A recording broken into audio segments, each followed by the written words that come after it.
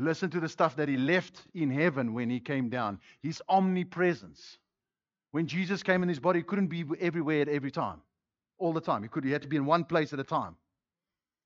He's omniscient, knowing everything about everything. He had to grow in knowledge and he had to grow in wisdom, the scripture says. His omnipotence. He left his almighty power in heaven when he came to the earth. He had some power, but that power was a dependent power. He didn't come down as creator. He came down as the Son of Man.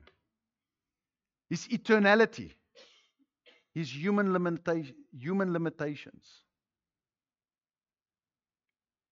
infallibility, he had human emotions, his independence, he was dependent on the Father and the Holy Spirit.